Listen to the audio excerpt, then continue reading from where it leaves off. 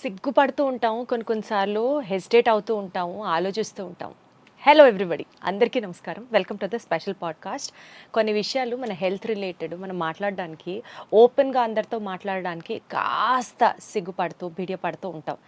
Especially kidney హెల్త్కి సంబంధించి అంటే యూరినేషన్ సమస్యలు కావచ్చు, కొన్ని యూరిన్ పాస్ చేసేటప్పుడు బర్నింగ్ సెన్సేషన్ కావచ్చు, పెయిన్ కావచ్చు, ఇలాంటి విషయాల గురించి అందరితో డిస్కస్ చేయడానికి మనం కొంచెం మొహమాట పడచ్చు. ఏముందిలే ఇది అని అనుకుంటాం, కానీ రేపటి రోజున ఆ చిన్న చిన్న సమస్యలే పెద్ద సమస్యలు అయ్యి ప్రాణాంతకంగా కూడా మారచ్చు. సో ఇవాళ ఇంటర్వ్యూలో ఇలాంటి విషయాలకి సంబంధించి క్లారిటీ తెలుసుకునే ప్రయత్నం చేద్దాం. మనతో పాటు ఉన్నారు ఎన్నో కిడ్నీ సమస్యలు, ఎన్నో కిడ్నీ రిలేటెడ్ ప్రాబ్లమ్స్ ఫేస్ చేస్తున్న పేషెంట్స్కి ట్రీట్మెంట్ చాలా సునాయాసంగా అందించడంతో పాటు ఎన్నో సక్సెస్ఫుల్గా సర్జరీస్ కంప్లీట్ చేసినటువంటి ప్రముఖ urologist from omega Anu hospitals నాతో ఉన్నారు. ఇవాళ పాడ్కాస్ట్లో డాక్టర్ తారక్ మౌర్య గారు. కనెక్ట్ అవుదాం. సార్ నమస్తే, ఎలా ఉన్నారు? నమస్తే మేడం, బాగున్నాను, doing good. Wonderful sir. Sir ఈరోజు ఇంటర్వ్యూలో నిజంగా నేను ఇంట్రొడక్షన్లో చెప్పినట్లుగా కొంతమంది ఇబ్బంది పడుతూ మొహమాట పడే సబ్జెక్ట్స్ గురించి కాస్త డీటెయిల్గా తెలుసుకునే ప్రయత్నం చేద్దాం. సో దట్ ఈ ఇంటర్వ్యూ చాలామందికి హెల్ప్ అవ్వాలి అని మనస్ఫూర్తిగా కోరుకుంటున్నాను. అందులో మొదటిది, యాక్చువల్లీ సమ్మర్ నడుస్తోంది. వాటర్ రిలేటెడ్ చాలామందికి అది మిస్కాన్సెప్షన్ అనుకోవాలో మిత్ అనుకోవాలో తెలియదు, కానీ ఒక వర్గానికి చెందిన ప్రజలందరూ వాటర్ విపరీతంగా తాగాలి, 5-6 లీటర్లు తాగినా పర్లేదు. అసలు మనం యూట్యూబ్లో వాటర్ డైట్ అని కొడితే బోలెడన్ని వీడియోస్ పాప్ అవుతూ ఉంటాయి. అంటే ఎక్కువ వాటర్ తీసుకోవాలంటారు. కొంతమంది ఏమో వాటర్ కూడా మితంగా తీసుకోవాలి, కిడ్నీస్ మీద లోడ్ పడిపోతుంది, సో దానికి కూడా ఒక కొలత ఉంది, ఒక లెక్క ఉంది అంటారు. ఈ రెండు స్టేట్మెంట్స్లో which is right? And on an యావరేజ్గా పర్ డే ఒక హ్యూమన్ తీసుకోవాల్సిన వాటర్ కౌంట్ ఎంత?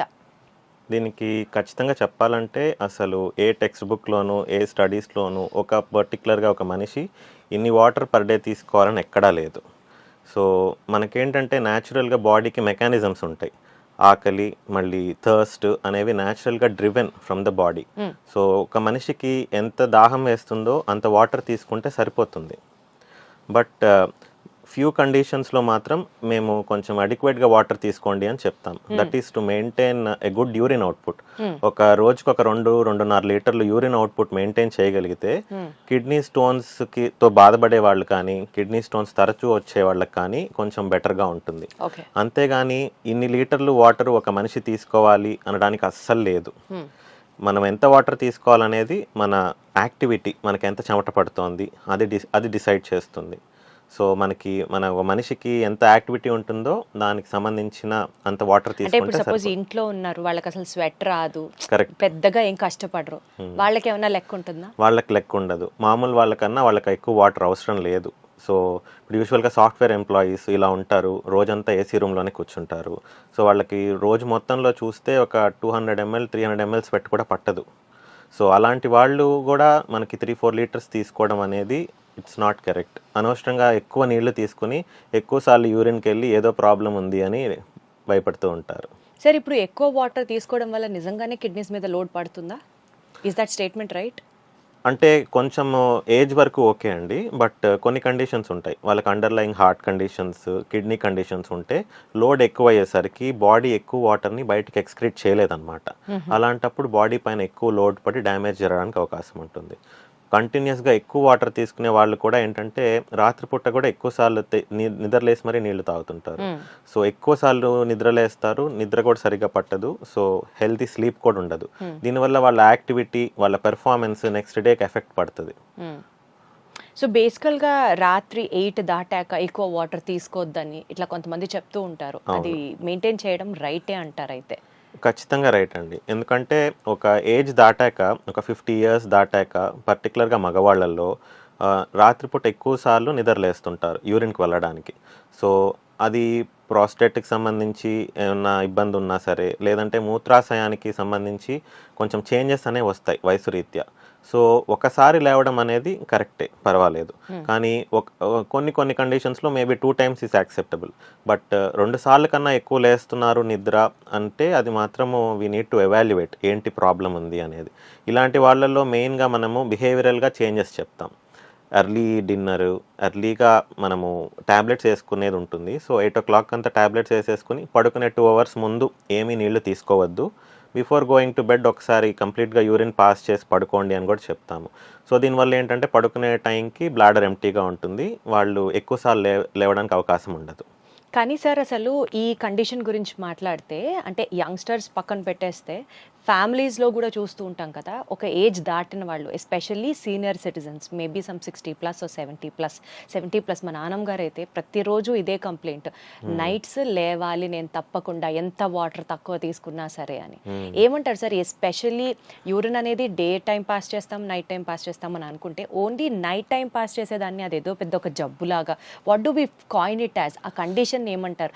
రాత్రిపూట యూరిన్ పాస్ చేస్తే అది ఎక్కువ సార్లు అయితే ఎందుకు అదో పెద్ద ప్రాబ్లం లాగా, why do we have to treat that? What is that condition called as? దాన్ని మనము నాక్చూరియా అంటాం బ్రాడ్గా. రాత్రిపూట ఒకసారి కన్నా లేచి నీళ్లు పాస్ చేయడాన్ని నాక్చూరియా అంటాం. కానీ నాక్చూరియా ఎందుకు ఉంది అనేది ఎవాల్యుయేషన్లో మనం భాగంగా ఒక 3-day బ్లాడర్ డైరీ అనేది పేషెంట్స్కి అడ్వైస్ చేస్తాం. సో అసలు వాళ్ళు ఎన్నిసార్లు లేచి నీళ్లు తాగుతున్నారు, ఎన్నిసార్లు యూరిన్కి వెళ్తున్నారు అనేది కరెక్ట్గా మెజర్ చేయడానికి. అందులో మనం చెప్పచ్చు పేషెంట్ వాళ్లే నీళ్లు ఎక్కువ తాగేసి ఎక్కువ యూరిన్కి వెళ్తున్నారా అనేది డిఫరెన్షియేట్ చేయడానికి ఇది బాగా పనికొస్తుంది. మళ్ళీ ఇంకొక కండిషన్ ఉంటుందండి, దాన్ని నాక్టర్నల్ పాలియూరియా అంటాం. అంటే ఏమవుతుందంటే స్పెసిఫిక్గా రాత్రిపూటే యూరిన్ ప్రొడక్షన్ ఎక్కువ అవుతుంది. Okay okay. దానివల్ల అది మనకి బ్రెయిన్లో ఒక హార్మోన్ ఉంటుంది ADH అని, యాంటీ డైరెటిక్ హార్మోన్. దానివల్ల అది రాత్రిపూట యూరిన్ మనకి ఎక్కువ ప్రొడ్యూస్ అవ్వకుండా హెల్ప్ చేస్తుంది. సో కానీ ADH కొన్నిసార్లు మనకి డిఫరెంట్గా యాక్ట్ చేస్తుంది. ఫ్యూ కండిషన్స్ ఉంటాయి, హార్ట్ కండిషన్స్. అప్పుడేమవుతుందంటే కాళ్ళల్లో ఎక్కువ నీరు చేరిపోయి ఒక్కసారి ఫ్లాట్ పొజిషన్కి వచ్చాక ఆ కాళ్ళల్లో కలెక్ట్ అయిన వాటర్ ఫ్లూయిడ్ అంతా సర్క్యులేషన్కి వెనక్కి వస్తుంది. సో దానివల్ల యూరిన్ ప్రొడక్షన్ ఎక్కువ అవుతుంది. అలా అది ఒక కండిషన్. మళ్ళీ బాగా గురకొచ్చే వాళ్ళల్లో కూడా రాత్రిపూట యూరిన్ ప్రొడక్షన్ ఎక్కువ అవుతుంది. సో వాళ్ళల్లో కూడా నాక్టర్నల్ పాలియూరియా ఉంటుంది. అంటే ఇప్పుడు మీరు చెప్తున్న దాని ప్రకారం 2 టేక్అవేస్ ఏంటంటే, ఒకటి కాళ్ళల్లో నీరు చేరుతుందా లేదా అనేది వాళ్ళు గమనించుకోవాలి. అండ్ గురక పెడుతున్న వాళ్ళు ఎస్పెషల్లీ రాత్రిపూట మళ్ళీ యూరినేషన్ కోసం లేస్తున్నారా అన్నది కూడా అదొక రెడ్ ఫ్లాగ్ లాగా చూసి డాక్టర్ని సంప్రదించాలి. అవును, ఇవన్నీ ట్రీటబుల్ కండిషన్స్ అన్నమాట. మనము దాన్ని ట్రీట్ చేస్తే రాత్రిపూట యూరిన్ ప్రొడక్షన్ అనేది కొంచెము దాన్ని మిటిగేట్ చేయొచ్చు, దానివల్ల ఎక్కువ సార్లు లేవరు. ఇంకొక మెయిన్ థింగ్ ఏంటంటే డైటరీ చేంజెస్, బిహేవియరల్ చేంజెస్. రాత్రిపూట ఎక్కువ వాటరీ కంటెంట్ ఉండే ఫుడ్స్ తినకూడదు, దానివల్ల యూరిన్ ఎక్కువ ప్రొడ్యూస్ అవుతుంది. మళ్ళీ 8 o'clock తర్వాత నుంచి కొంచెం వాటర్ కన్జంప్షన్ తగ్గిస్తే 10 తర్వాత 10 ఒకవేళ ఫర్ ఎగ్జాంపుల్ 10కి పడుకుంటున్నారు, 8 o'clockకి they need to complete their water intake. మళ్ళీ రాత్రిపూట మెలకు వస్తుంది కదా, యూరిన్కి వెళ్ళడానికి ప్రతిసారి మళ్ళీ నీళ్లు తాగుతారు. సో అదొక సైకిల్ లాగా అయిపోయి లేవడం నీళ్లు తాగడం, లేవడం నీళ్లు తాగడం. సో మళ్ళీ ఒక 2 hours బ్లాడర్ కెపాసిటీ ఫిల్ అయిపోతుంది. సాధారణంగా ఏంటంటే ఒక 50 years కన్నా తక్కువ ఉండే వాళ్ళల్లో ఒక 400 ml 500 ml యూరిన్ బ్లాడర్లో ఉన్నా సరే వాళ్ళకి దే కెన్ మెయింటైన్. కానీ వయసు రీత్యా వచ్చే ప్రాబ్లం ఏంటంటే ఒక 200 ml యూరిన్ ఉండంగానే బ్లాడర్ ఇరిటేషన్ అనేది మొదలవుతుంది.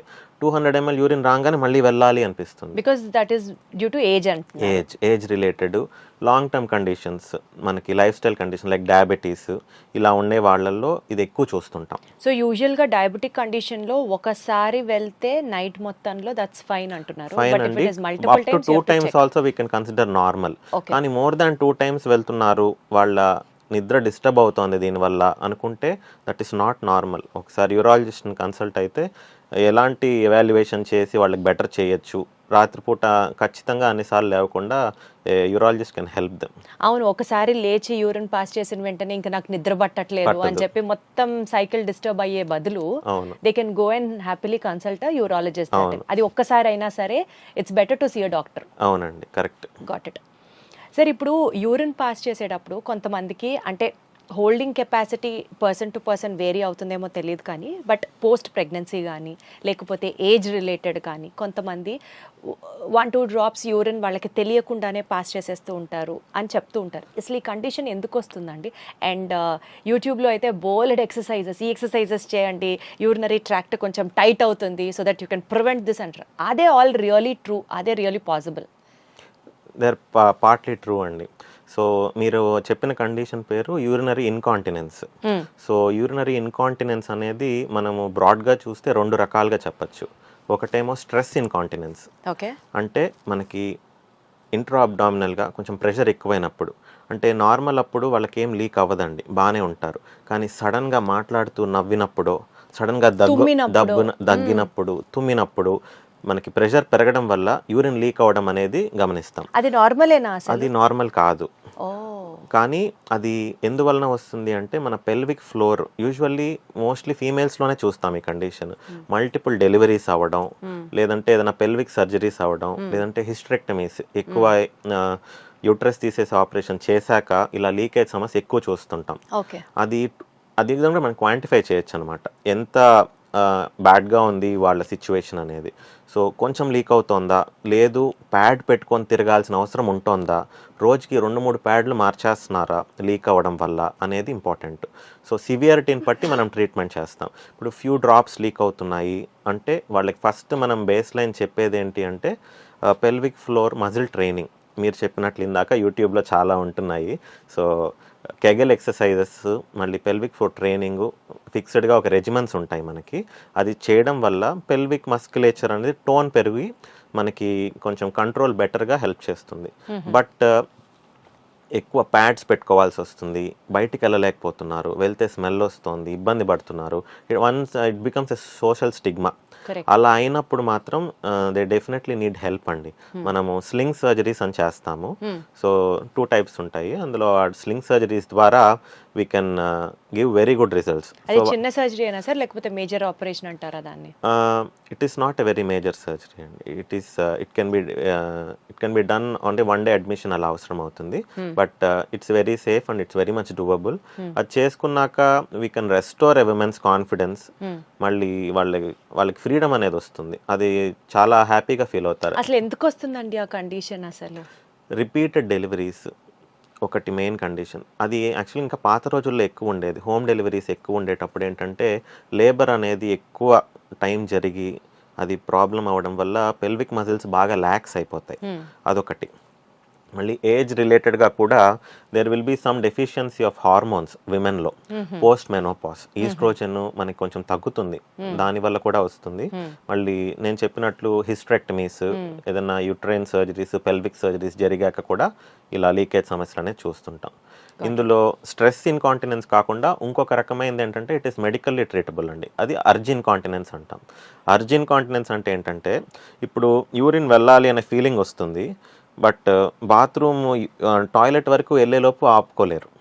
అర్జెంటుగా వచ్చి వెళ్ళేలోపే ఒక 2-3 డ్రాప్స్ పడిపోవడం, లీక్ అయిపోవడం, ఇది జరుగుతుంది. This can be managed entirely with medication. Got it. అసలు ఇలాంటి టాపిక్స్ గురించి మనం ఇవాళ మాట్లాడుతున్నాం, ఇంతమందికి హెల్ప్ అవుతుందో అనిపిస్తుంది. బికాజ్ ఇవన్నీ ఎప్పుడు వినే టాపిక్సే, బట్ 10 మందిలో మాట్లాడాలంటే ఇబ్బంది పడుతుంటారు, మొహమాట పడుతుంటారు. డెఫినెట్. కొంతమందిలో ఏంటంటే ఈ స్ట్రెస్ అర్జు 2 కలిపి ఉంటాయి. అయ్యయ్యో. సో వాళ్ళకి అర్జెంటుగా వచ్చినా లీక్ అవుతుంది, లేదు తుమ్ము దగ్గు వచ్చినా లీక్ అవుతుంది. సో అలాంటి వాళ్ళకి కొంచెం స్పెషల్ ఫోకస్ ఇవ్వాల్సి ఉంటుంది.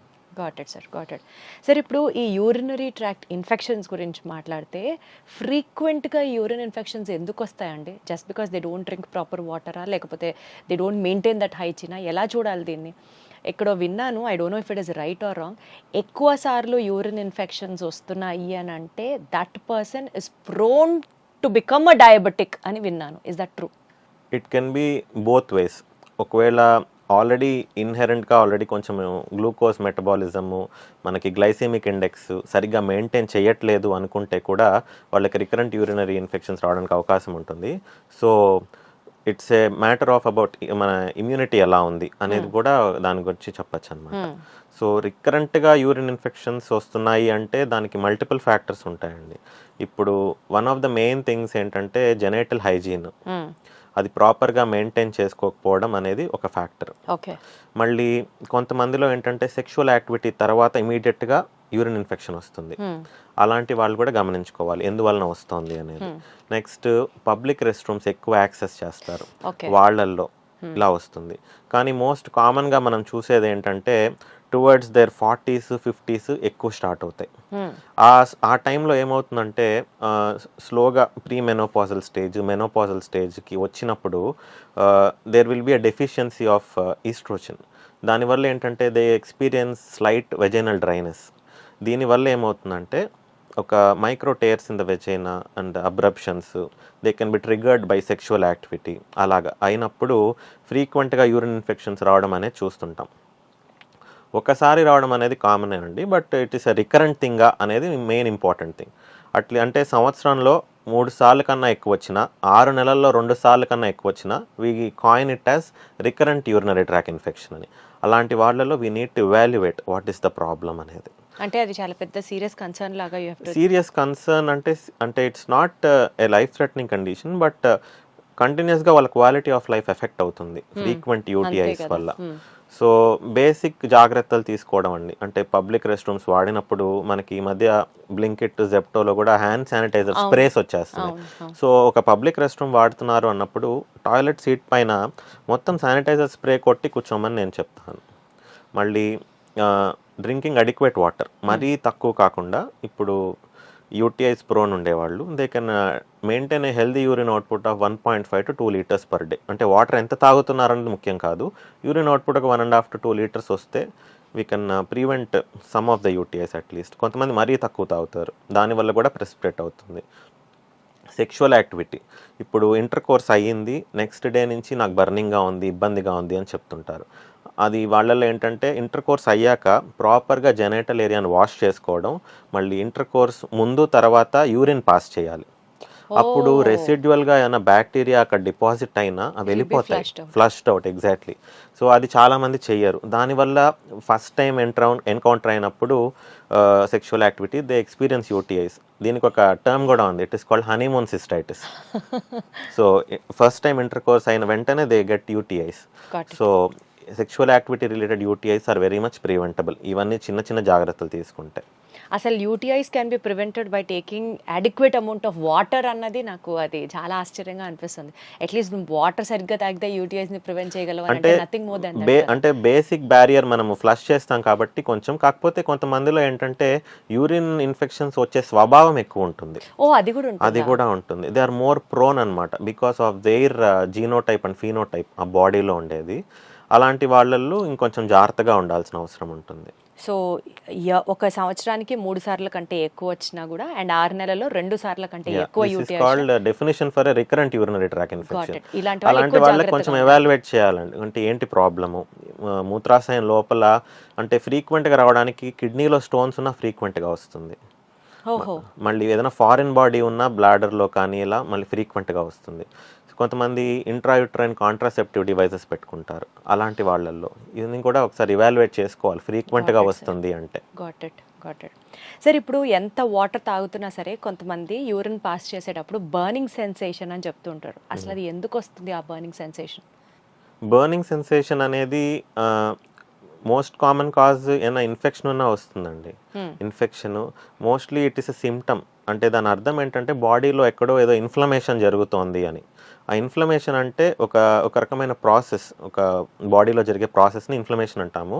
సో ఎందువలన వస్తుంది ఆ బర్నింగ్ సెన్సేషన్ అనేది చూడాలి. మోస్ట్ కామన్ కాజ్ వచ్చి ఇన్ఫెక్షన్, ఏదైనా యూరినరీ ఇన్ఫెక్షన్ ఉండడం వల్ల మనకి బర్నింగ్ చూడొచ్చు.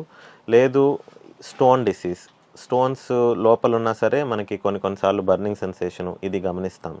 కొన్నిసార్లు జస్ట్ ప్లెయిన్ ఇన్ఫ్లమేషన్, అంటే ఏమీ యాడెడ్ ఇన్ఫెక్షన్ ఏమి ఉండదు, బాడీ రియాక్షన్ వల్ల కూడా వచ్చే ఇన్ఫ్లమేషన్ వల్ల they can have burning sensation. మగవాళ్ళలో అయితే prostatitis is a very common condition. ఇప్పుడు ఎక్కువ చూస్తున్నాము. క్రానిక్ ప్రాస్టటైటిస్ వల్ల ఎన్నిసార్లు ట్రీట్మెంట్ ఇచ్చినా బర్నింగ్ తగ్గట్లేదు అని చెప్తుంటారు.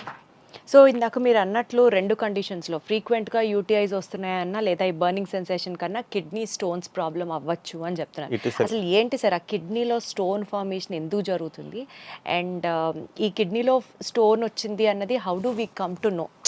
ఇప్పుడు డాక్టర్ దగ్గరికి ఏముందిలే ఇక్కడ నొప్పిలే అని అలా వదిలేసి పెద్దదైపోయి చాలా ఇంటెన్స్ అయిపోయే వరకు చాలా మంది యూజువల్గా కదలరు. నొప్పి వస్తుంది అంటారు కానీ తగ్గిపోతుందిలే అని వదిలేస్తూ ఉంటారు. ఈ కిడ్నీ స్టోన్స్ యొక్క సిమ్టమ్స్ ఎట్లా, how do we have to come to an understanding? మనకి ఈ రోజుల్లో బాగా ఇమేజింగ్ టెక్నిక్స్ ఎక్కువైపోయినాయి, హెల్త్ చెకప్స్ ఎక్కువైపోయినాయి, ప్రివెంటివ్ హెల్త్ చెకప్స్. సో దానివల్ల నొప్పి రాకపోయినా సరే వాళ్ళకి జస్ట్ హెల్త్ చెకప్లో ఇంత స్టోన్ ఉంది అంత స్టోన్ ఉంది అని వస్తూ ఉంటారండి పేషెంట్స్. సో యూజువల్గా ఏంటంటే కిడ్నీలో ఉన్నంత వరకు స్టోను అది నాన్ అబ్స్ట్రక్టివ్, అదేమి అడ్డం పడదు మనకి యూరినరీ ట్రాక్ట్కి. సో ఒక 5 mm స్టోన్ ఉంది, ఒక లోవర్ పోల్లో లేదంటే మిడ్ పోల్లో ఒక 6 mm స్టోన్ ఉంది అని చెప్పి వస్తూ ఉంటారు. ఇప్పుడు యూజువల్గా ఏంటంటే 10 mm వరకు నాన్ అబ్స్ట్రక్టివ్ స్టోన్ అయితే కిడ్నీలోనే ఉంది అనుకుంటే మనము దాన్ని యాక్టివ్గా ట్రీట్ చేయం. But electively more than 8 mm we can treat them. So కిడ్నీలో ఉన్నంత వరకు మనకి సిమ్టమ్స్ ఏమీ ఉండవు. వేగ్ పెయిన్ ఏదన్నా ఉన్నట్లు అనిపిస్తుంది కొంతమందిలో, లేదంటే ఫ్రీక్వెంట్గా యూరిన్ ఇన్ఫెక్షన్స్ రావడం ఇవి జరుగుతూ ఉంటుంది. కానీ ఆ కిడ్నీ స్టోన్ అనేది కిడ్నీలోంచి ఊడిపోయి మూత్రనాళం అంటే యురెటర్లో పడినప్పుడు they will have all the symptoms. They will have one of the worst pain in there lifes. ఆ నొప్పి చాలా ఎక్స్క్రూషియేటింగ్ పెయిన్ ఉంటుంది. మొదటిగా వెనకాల భాగం, నడుం పక్క నుంచి వెనకాల భాగం నుంచి ముందు గజ్జల్లోకి వచ్చినట్టు అనిపిస్తుంది. చాలా on a scale of 1 to 10, 8 to 9 severity చెప్తారు. Very bad pain. దాంతోపాటు వామిటింగ్స్ అయిపోవడం, బాగా నాషియా అంటే వామిటింగ్ వస్తున్నట్టు అనిపించడం, ఇవన్నీ జరుగుతాయి. మళ్ళీ యూరిన్లో కొంతమందిలో బ్లడ్ చూస్తాము, యూరిన్ మంట, యూరిన్ వెళ్ళేటప్పుడు ఇబ్బంది, తరచూ వెళ్ళాలనిపించడం, ఇవన్నీ కూడా చూస్తుంటాం. ఇదంతా ఆ స్టోన్ కిడ్నీ నుంచి మూవ్ అయ్యి యురెటర్లో పడినప్పుడు they will have all these complaints. అచ్చా. మరి ఎట్లా సార్, అంటే సిచ్యువేషన్ అలార్మింగ్ అయినప్పుడే తెలుస్తుంది అనమాట ఒక పేషెంట్ కి.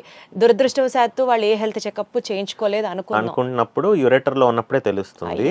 కానీ కొన్నిసార్లు కిడ్నీలో ఉన్నప్పుడు కూడా they will have a vague pain, కాకపోతే ఇంత సివియరిటీతో ఉండదు.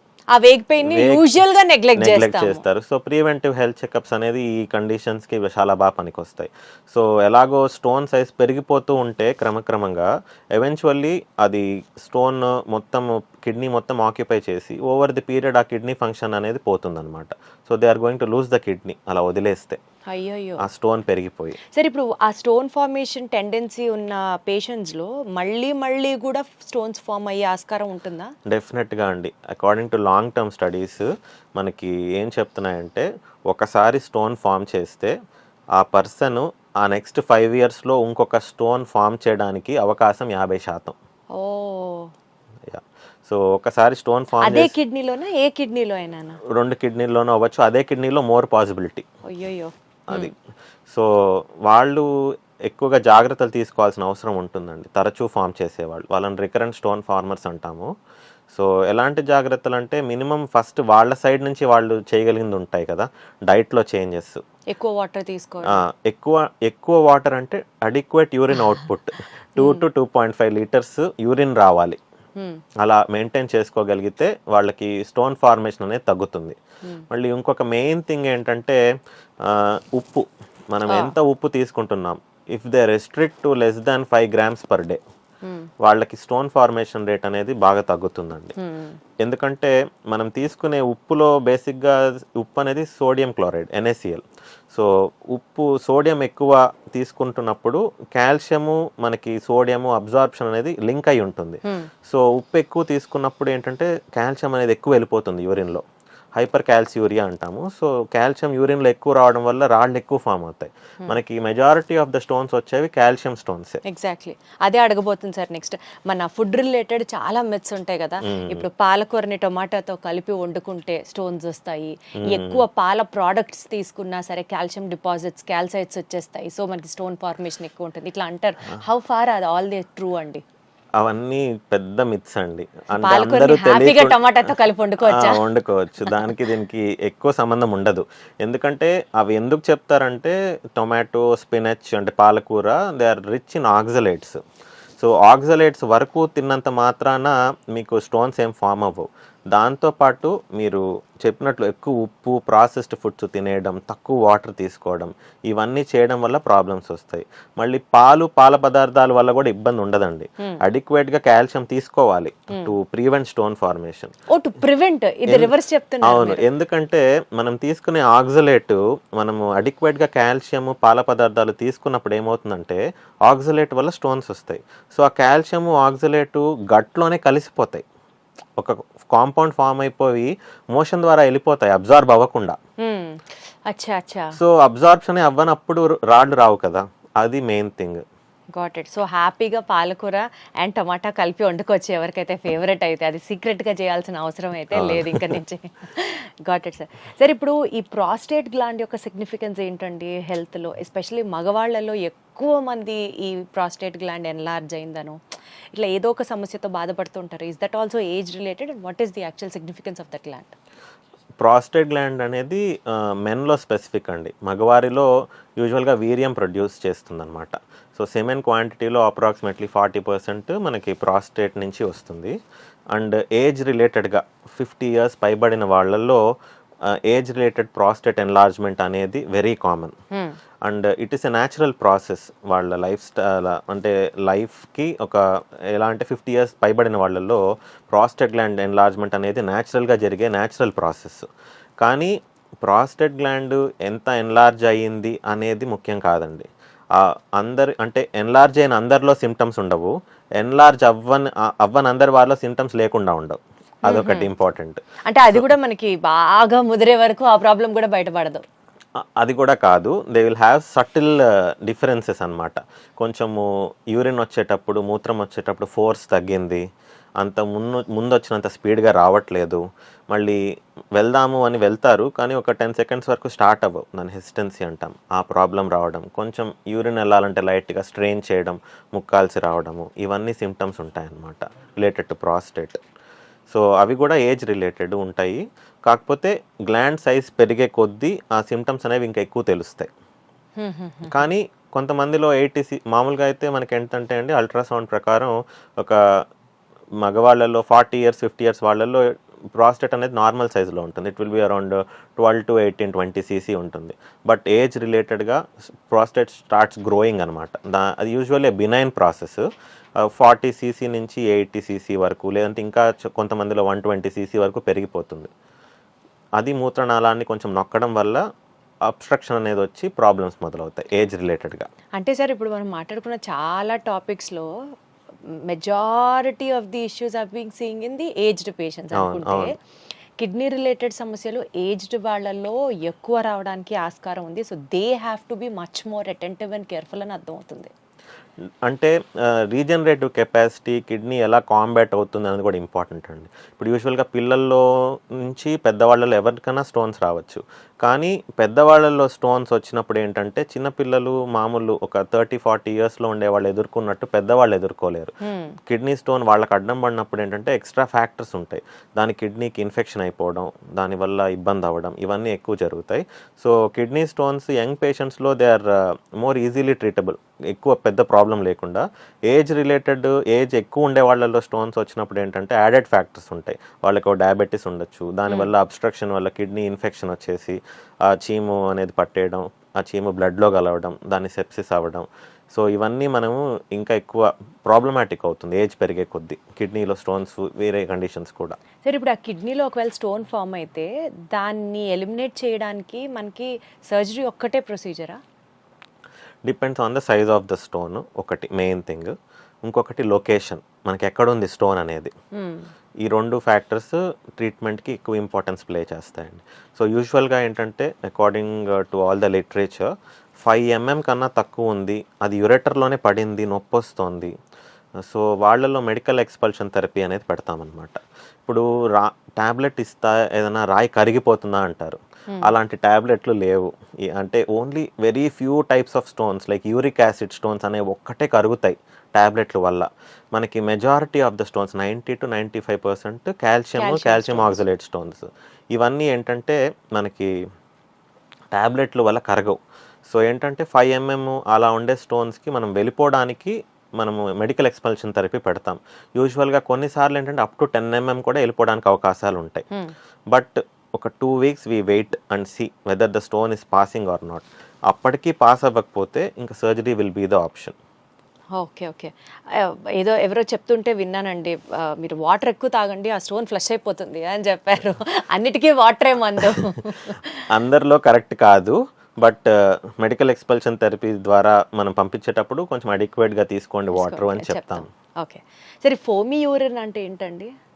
అంటే యూరిన్లో మనము నొరగ చూడడం అనమాట. ఇప్పుడు వెళ్ళినప్పుడు బాగా నొరగ వచ్చేస్తోంది యూరిన్లో అనుకుంటే అది we call it foamy urine. ఎక్కువగా కంప్లైంట్ చేస్తుంటారు పేషెంట్స్, నాకు ఎక్కువ నొరగ వస్తుందండి అని. సో ఎందుకు నొరగ వస్తుంది అనేది ఒకసారి ఎవాల్యుయేట్ చేసుకోవాలి. ఫ్యూ కండిషన్స్ అండి ఎందుకు నెరగొస్తుంది అనుకుంటే మనం తిన్న ఫుడ్ పదార్థం కొన్నిసార్లు బాగా ఎక్కువ ఫుడ్ ప్రాసెస్డ్ ఫుడ్ పాలు అట్లా ఎక్కువ ఫాస్ఫేట్ రిచ్ ఫుడ్ తీసుకున్నప్పుడు ఏమవుతుందంటే యూరిన్లో నొరగ ఎక్కువ రావచ్చు. బట్ తరచూ వస్తుంది సిగ్నిఫికెంట్గా వెళ్ళిన ప్రతిసారి ఇలాగే ఉంటుంది అన్నప్పుడు ఒక సింపుల్ యూరిన్ అనాలిసిస్ చేయించుకుని అసలు ఏమైనా యూరిన్లో ప్రోటీన్ అనేది పోతుందా, ప్రోటీన్ అనేది లీక్ అవుతుందా అనేది ఒకసారి చూసుకోవాల్సి ఉంటుంది. So proteinuria is a cause for foamy urine. Got it అండి.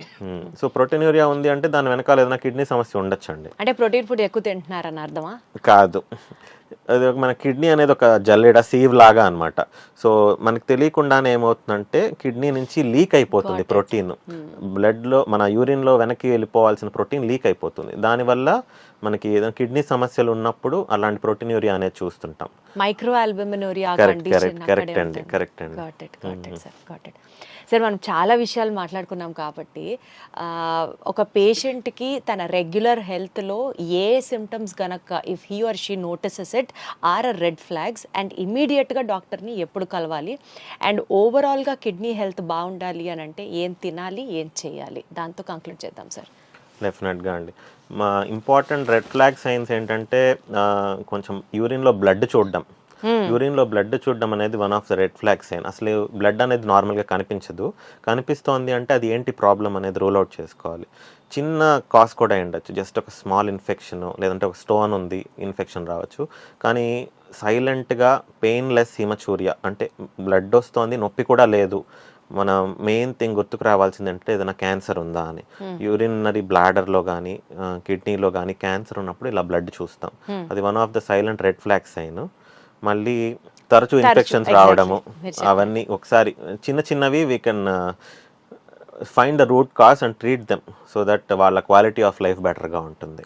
Right sir. And proper kidney health కోసం what are the dos one have to maintain? Good exercise. ఎక్సర్సైజ్కి కిడ్నీ హెల్త్కి సంబంధం ఉంటుంది డెఫినెట్గా, ఎందుకంటే good exercise can prevent lifestyle conditions like diabetes and hyper tension. So diabetes and hyper tension are the causes of chronic kidney disease. So kidneys health బెటర్గా ఉంటుంది.